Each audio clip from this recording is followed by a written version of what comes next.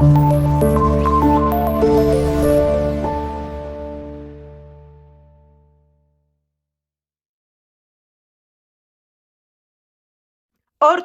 ቤተክርስቲያን ይሄንንም ያህል መስቀል አንጠልጥላ ኢየሱስ ሲባል ሰዎችን ታሳድድ ይሆን? ጾምም አይደል? እስኪ እናውጋ ኑ። ኢየሱስ ጌታችን መድኃኒታችን ኢየሱስ ክርስቶስ የዓለም መድኃኒት የዘላለም ንጉሥ ወልድ ዋህድ አንድያ ልጅ ብላ በስርዓተ ቅዳሴ ክርስቶስ በመስቀል ላይ የሰጠውን ስጋና ደሙን እውነተኛ መብልና መጠጥ መሆኑን አምና እያቆረበች በጸሎትና በውዳሴ አቤቱ ጌታ ኢየሱስ ክርስቶስ ወይ ማረኝ የሚለውን የንስሐ ጸሎት እያጸለየች በበዓል አከባበር የክርስቶስን የማዳን ስራ የሚዘክሩ በዓላትን አስቀምጣ ልደቱን ብሎ በገና ተጠመቀ ብሎ በጥምቀት ተሰቀለ ብሎ በትንሣኤ ብላ እየሰበከች በመስቀል ክብር የማዳን ስራ ምልክት ብላ በመሳለም ማክበር በአንገት ላይ ማተብ ማዞርን ያስተማረች ለተሰቀለው ክርስቶስ አምልኮን የጻፈች ለጥንተ ስቅለቱ ስግደት ይገባል ብላ ያዘመረች በትምህርቷ በነገረ ክርስቶስ በክሪስቶሎጂ በሚስጥረ ስጋዬ ላይ ሲጀምር ቀዳማዊ ልደቱ ከዓለም በፊት ያለ እናት የተወለደ የባህሪ አምላክ ብርሃነ ዘእመ ብርሃን ከብርሃን የተገኘ ብርሃን ብላ የሰበከችው ሲቀጥል በዳህራዊ ልደቱ ዓለም ከተፈጠረ በኋላ ሰውን ለማዳን ከእመቤታችን ከቅድስት ድንግል ማርያም ያለ አባት በግብረ መንፈስ ቅዱስ መወለዱን የሰበከችው ፍጹም አምላክ ፍጹም ሰው ተብሎ መሰበኩ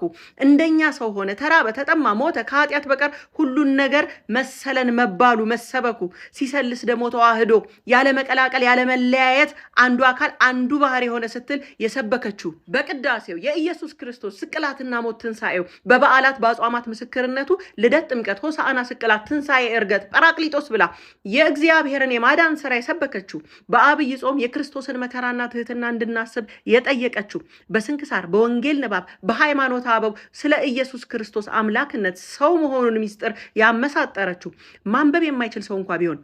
ከስቅላተ ክርስቶስ ይህንን ስዕል በማየት ብቻ ሞትን ድል አድራጊነቱን የሚገነዘብበት ዝምተኛ ስብከትን የሰበከችው መሰረታዊ በሆነ ስሙ ለመጥራት መድኃኒትነቱን ለመግለጽ ኢየሱስ መሲህ የተቀባ መሆኑን ለመግለጽ ክርስቶስ የማንነት ባህሪውን ለመግለጽ እግዚአብሔር ከኛ ጋር ነው ለማለት አማኑኤል የእግዚአብሔር ልጅነቱን ለመግለጽ ወልደ አማኑኤል አካላዊ ቃልነቱን ለመግለጽ ቃለ እግዚአብሔር አንድና ብቸኛ መሆኑን ለመግለጽ ዋህድ ብርሃን መሆኑን ለመግለጽ ፀሐየ ጽድቅ የማዳን ስራውን ለመግለጽ መድኃኒተ ዓለም ስለ ሰው ልጅ መሰቀሉን ለመግለጽ በገአ እግዚአብሔር በግ እርቅ የፈጠረ መሆኑን ለመግለጽ ናዝራዊ ብላ የምታመልከውን የምታስመልከውን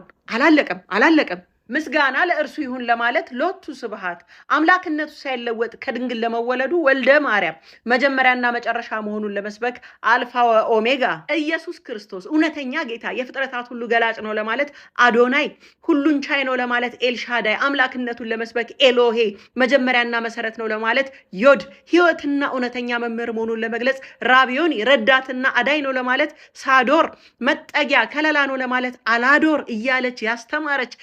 በከች ያመለከች ያስመለከች ቤተክርስቲያን እውነት የክርስቶስ ስም ሲነሳ ሰዎችን ታጠቅ አይሆን?